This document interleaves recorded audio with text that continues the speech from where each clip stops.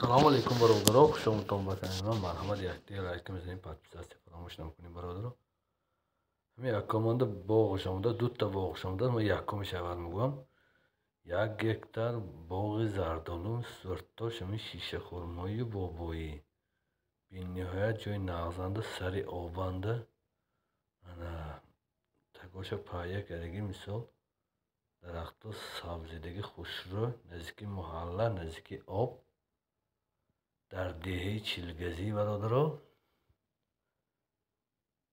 اگر خریدار انیق باشتم برادران تلفن کنتم. من تلفن ها روی اکراننده من آبای بینتام بیمالالگیشه آب بیمالال پس یعنی آب شای انا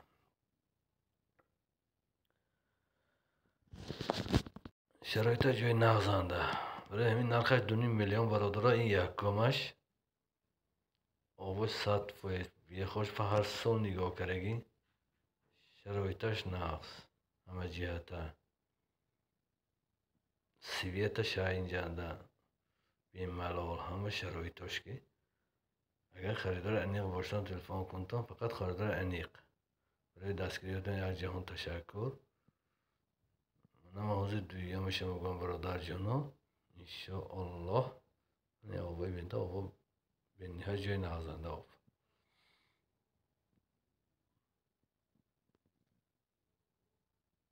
همه شرایط زردال هاش های و دعوده شنوندگی بود. دویمش 5x5 کر شنوندگی دکومنتاش یک گمره دکومنتاش همه 100% به پریشونی.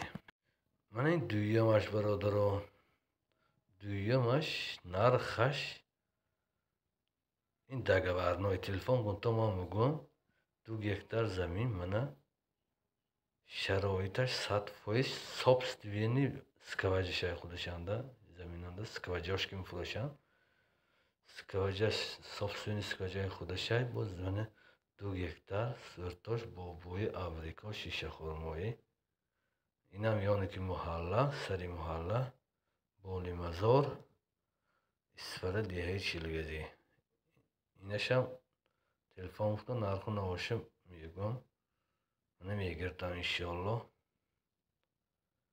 دکومنتاش 100% یگان خیلی پرابلمش نه. ها سهم همش سویتش های بیمالال آبش همه وقت های. برای همین یکتی لایک میزنیم، پادپیس فراموش نکنیم. هر خیر خرید فروش ها کانالی ما بود کی باغ فروش چیزی ها کی باغ میخرد همش کانالی مونده های. پادلیسی فراموش نکنید. رحمتی خدا برادران.